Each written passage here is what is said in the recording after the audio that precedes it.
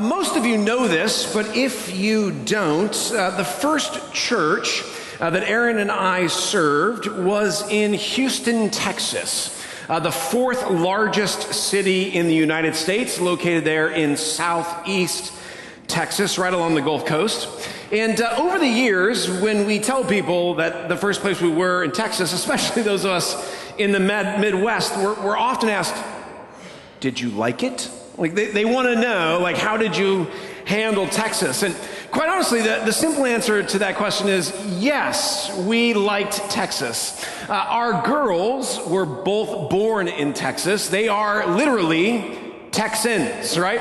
When we left the state of Texas, they were told that they could come back anytime they wanted. Aaron and I, however, had to ask permission before we were allowed to go back, right? Because we weren't natives.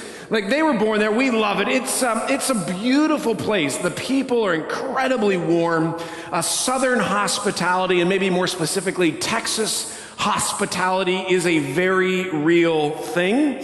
I would say you're hard-pressed to find better smoked brisket than the smoked brisket that you'll find in Texas. Houston is it's wonderfully diverse. It boasts the largest Vietnamese population in the United States. So you can get the best pho you've ever had in your life. Wonderfully diverse. There's cricket matches that are not the bugs, cricket matches, right, that are happening in the city because of petrochemicals. You have Indians that are there. You've got people from the UK that are there. You've got people from all over, from Pakistan, who are there. And they're all playing cricket in the middle of the city. Wonderful place, quite honestly. Like, we loved it.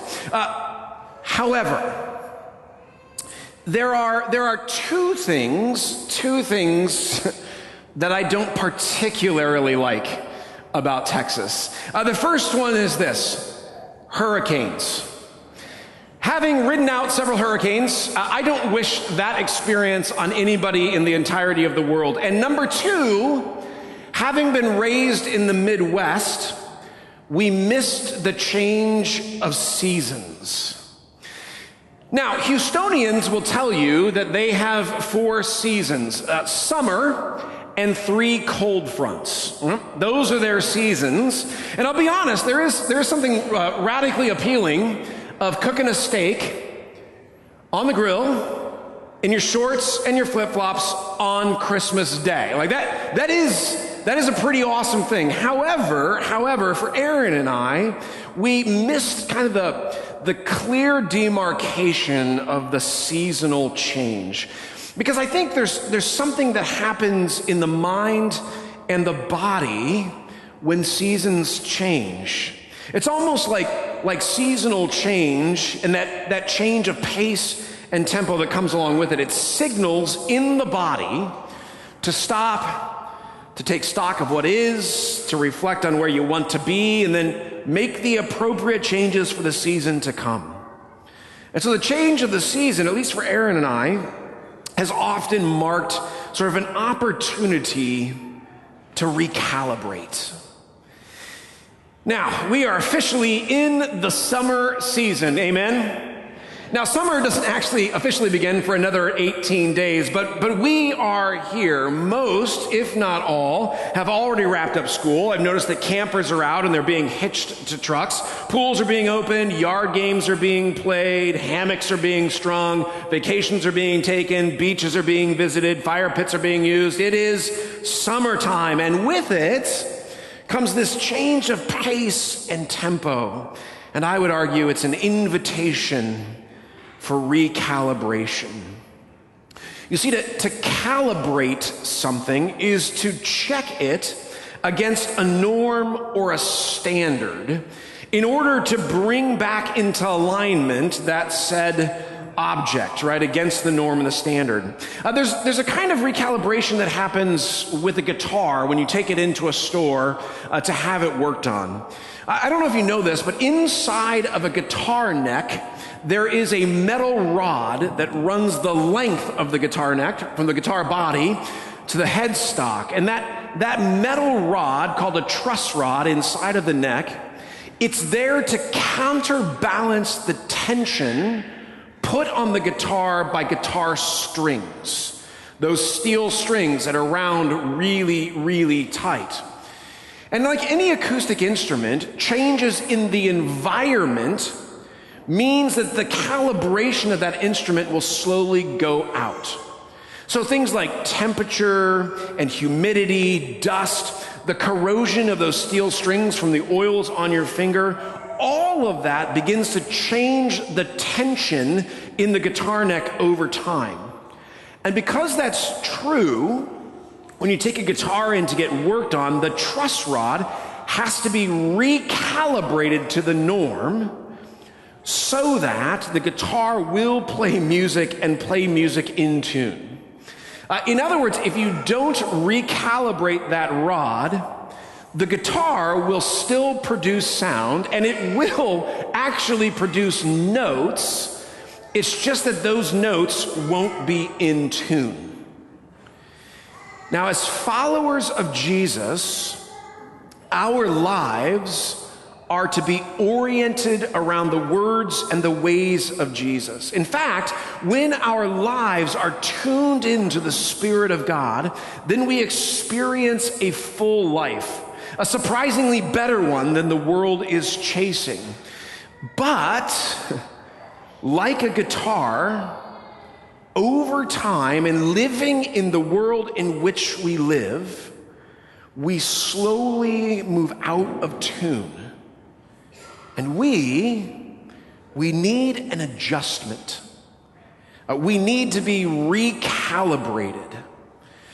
So over the next 4 weeks, we're going to explore the Psalms together, where we will discover 4 tactics used for recalibration. So we're going to dig right in. You need a Bible, hopefully the one that you brought or the one that we provide for you. And we're going to go to Psalm 46, that psalm that we heard Craig read just moments ago.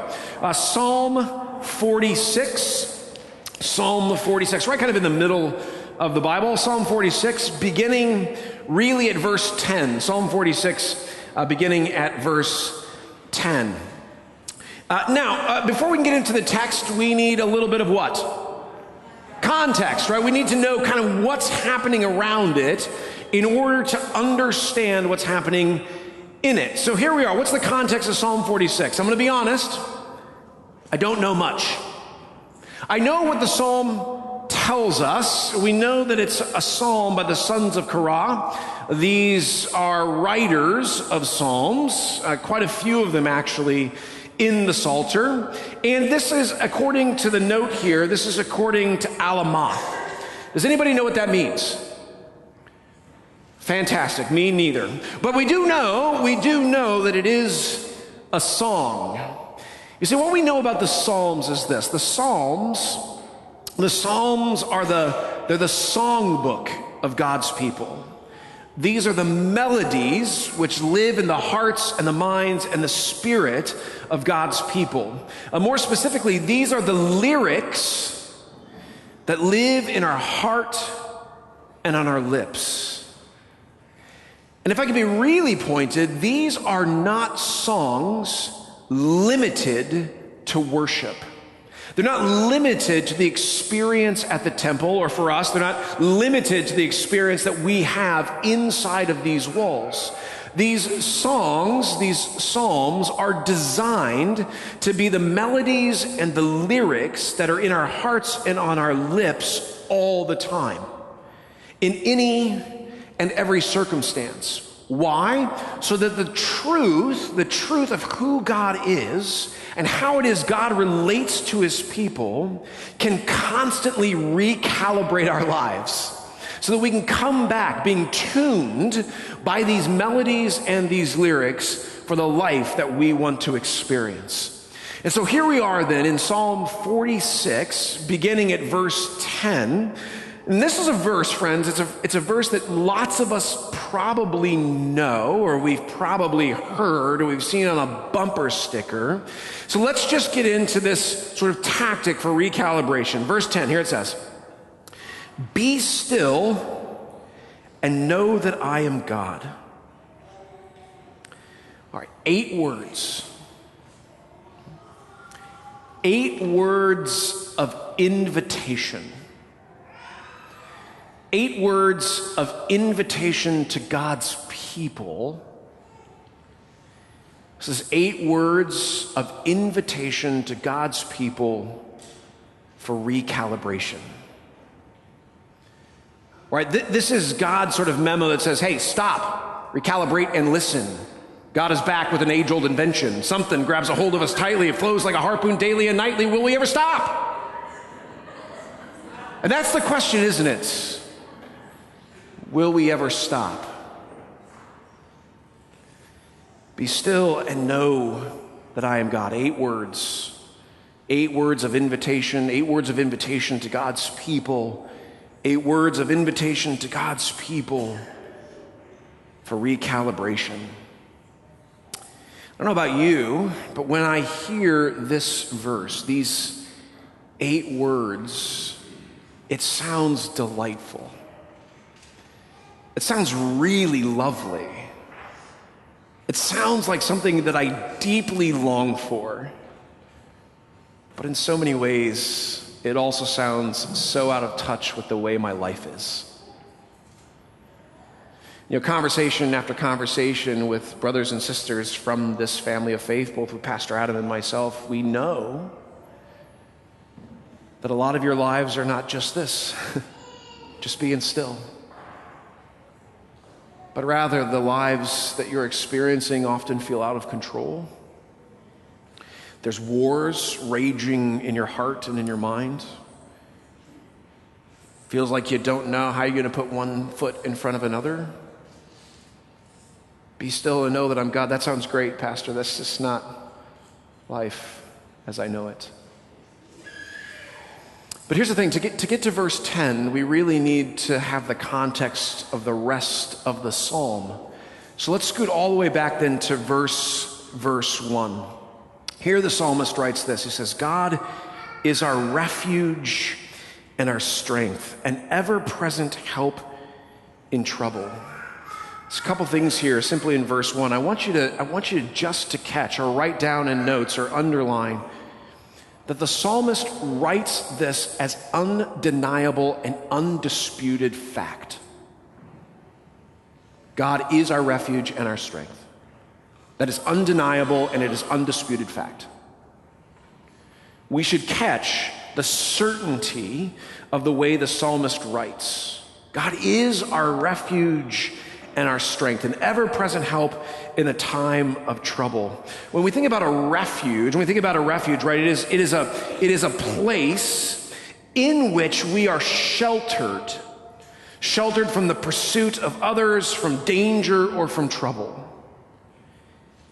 It is undeniable and undisputed that God is the one who shelters us from danger, the one who keeps us from trouble, but he is also our strength.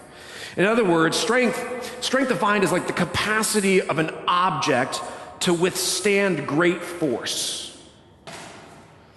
So not only does God shelter us from danger, from hurt, from trouble, he's also the one who takes all of the force that the world puts on us. He is our strength. This is undeniable and it is undisputed. And so, because that's true, the psalmist moves on then in verse 2. He says, because these things are undeniable and undisputed, therefore we will not fear. Even though the earth gives way, even though the mountains fall into the heart of the sea, even though its waters roar and foam, even the mountains quake with their surging, even then, it is undeniable and undisputed that God is our refuge and our strength. Now, I don't know about you, but for me, verses 2 and 3 sound a little bit more like life. Life feels like the mountains are crumbling. Or when the waters of the ocean are teeming, roaring, foaming. Life feels a little bit chaotic. Some of us are moving at breakneck speed. This feels a little more true to life. And the psalmist wants us to be calibrated by the undeniable and undisputed fact that even though our life feels a particular way, even though the mountains around us are crumbling, or even though the sea is roaring with foam, even those things are true, God is our refuge and our strength. He is an ever-present help in a time of trouble. In verse 4, the psalmist shifts his perspective. And he does it in kind of a curious way, or maybe a surprising way, and he does something beautiful here. He both looks backwards and he looks forward. He looks both backward and he looks forward. So verse 4, there is a river whose streams make glad the city of God, the holy place where the Most High dwells. See, the psalmist is actually recollecting the very beginning, when God created all that we know and he breathed into existence all that we experience there in the garden for Adam and Eve, where God provided, where God was the answer to every desire and longing that Adam and Eve had. There in the garden, a river where it fed the vegetation of the creation and it satisfied the deep thirst of our forefathers and mothers. And it was in that place, the garden, where God was. He was present there. And because every need was met, every thirst satisfied, life was good. We know, of course, that Adam and Eve, they break that trust and that relationship. They're kicked out of a garden, and time again, God's people are often wandering in a desert where it seems like their deepest longings and desires will never be satisfied. And yet time and time again, throughout the Old Testament, God provides water from a rock. He provides a river in this beautiful prophetic vision of Ezekiel 47, a river that will water all of the dead places and make it come alive. You see, the psalmist is recounting that God has always been and will always provide the answer to your deepest longings and desires. And so not only is God a refuge and a strength, he is the one who satisfies our heart. But the psalmist is also looking forward. If we go to the very end of the Bible, John is writing in the book of Revelation, he describes another garden in which God resides. And in that garden there will be a river, and there will be trees that grow on the side of that river whose vegetation never withers. In other words, the trees are always in season. See, that picture of Revelation for John is a picture that God will again become the answer to all of our deepest longings and desires. I know that life can feel like the mountains are crumbling and the seas are roaring, and yet God is our refuge and our strength. This is undeniable and undisputed, and he is also the one who satisfies our deepest longings and desires. And so the psalmist moves on. The same God who was in the garden, the same God who will be in the garden to come, the Lord Almighty is with us. The God of Israel is our fortress. And so come and see what the Lord has done. The desolations he's brought on the earth. Listen to this. He makes wars cease to the ends of the earth. He breaks the bow. He shatters the spear. He burns the shields with fire. In other words, the psalmist says, God will do something spectacular. He will make wars cease. Every battle will come to an end. But here's the thing, not just the battles and the wars that are happening outside of us, but the battles and the wars that are happening in our own hearts.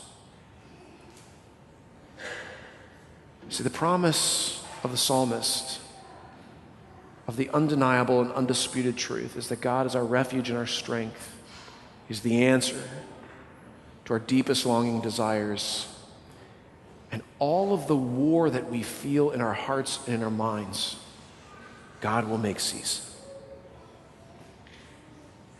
And friends, it's there and only there that we can get to verse 10. All these things are true then. We get to verse 10, where at least in the translation that I have, it's quoted. In other words, now God is speaking. God says, "Be still and know that I am God." If you are our refuge and our strength, if you satisfy every longing and desire, if you'll make the wars of my heart and mind cease, then be still and know that he is God. See, it's 8 words. 8 words of invitation. 8 words of invitation to God's people. 8 words of invitation to God's people for recalibration. See, the first tactic to recalibrate our lives around the words and the ways of Jesus is this: stop. It's to stop and to recognize God in a moment. Now, I get it. Lots of us are moving, as I said, at sort of breakneck speed, right? We're just trying to make it. We're just trying to get through life, like all the things that are happening to us, right? We don't have time to stop. Again, that sounds like an ideal out there, Pastor. You know, when I was a kid, we would drive from Denver, Colorado, where I was raised, to my grandparents in western panhandle of Nebraska. I don't know if you know this, but there's not a lot between Denver, Colorado, and, say, Scottsbluff, Nebraska. I mean, there's fields of wheat, of course. There's fields of feed corn. There are pastures of beef, certainly, of cows and cattle, right? There are also missile silos out in the western panhandle of Nebraska. But that's it. That's all there is between Denver and Scottsbluff, Nebraska, except for you'd see every once in a while on the side of these highways this blue sign that said historical marker. You know what I mean? Do you know what a historical marker is? Right? It's like this tiny little plaque with about, 50 words on it in a parking lot big enough for 4 cars. And so we would travel from Denver to Scottsbluff, and my dad would stop at historical markers and make us get out of the car and read the plaque. Which, can I just be honest? As a young teenager, all I wanted to do was get to my grandparents' house where I knew chocolate chip and oatmeal raisin cookies were waiting for the grandkids. And my dad insisted that we'd stop the car in the middle of absolutely nowhere to read 55 words on a historical marker. Something about the Oregon Trail, right? This is where people walked on the Oregon Trail. Woo! Get me to the cookies. I just wanted to get from there to there. It's occurred to me later in life with some perspective, I wonder what I would have missed had I not stopped at those historical markers. I wonder what perspective I wouldn't have seen if we didn't stop at those historical markers. You know, if we had never stopped, I wouldn't know the details of the Oregon Trail and the incredible women and men who used that trail in the expansion of the American West. Lots of us are moving at breakneck speed, and we'd rather not stop for the historical markers. We don't want to stop and just take a moment and gain some perspective and hear a different story. But these are 8 words of invitation to God's people for recalibration, and the first tactic is to stop. Now, I get it. Lots of us, we struggle with stopping. The world doesn't slow down, we say, and so it's hard for us to slow down. For some of us, it's hard to stop for an hour. For others of us, we can't even imagine a whole day of rest or Sabbath. So maybe today I can give you a spoonful of sugar to help the invitation go down a little bit more smoothly. Maybe instead of trying to stop for a whole hour or even for a whole day, we just stop periodically throughout the day and become aware that God is God. You know, in the late 17th century, there was a man who became known as Brother Lawrence. Brother Lawrence was a peasant, came from a poor family. At the age of 17, he had a spiritual experience, and by the age of 18, he had entered into a monastery where he became a cook and a dishes cleaner. And he spent his entire life basically washing dishes and cooking for the rest of the brothers in that monastery. Well, Brother Lawrence wrote some letters and had a couple of conversations with what was then the Monsignor of the Pope in the area that he was living. And it became a little book, a tiny little book called Practicing the Presence of God. It's interesting that a peasant, cook, and dishes cleaner would write a book that has now become a Christian classic, passed down through generations. And in it, Brother Lawrence basically says, like, if you want to experience maturity in the Christian life, the best way to get there is to acknowledge that God is present in all things. To see God present not just in the worship experiences that we have, or the times of prayer that he experienced in the monastery, but to see God present in the washing of dishes and the cooking for the brothers in the monastery. In fact, he says, if you really want to mature in the Christian life, you shouldn't change anything you do. You should just offer what you do to God. Maybe the spoonful of sugar for us this morning and the invitation to be still and to know he is God is not a day or an hour, but maybe just these moments along the day when we can pause long enough to know that God is present. And if we can do that over time, we will train our mind and our heart and our spirit and our body to pause and to know that he is God when our world is crumbling and when the war of our hearts and minds don't seem to cease. So an invitation for that recalibration is to stop and to know that God is God. So friends, as we continue to dig in over the course of the next several weeks, I pray that God would enable us by the power of his Spirit to recalibrate our lives to the standard and to the norm of Jesus so that we can experience full life, right? A surprisingly better one than the one most people are chasing today. And the first way to do that, the first tactic to doing that, is an invitation to stop. To God be the glory. Amen?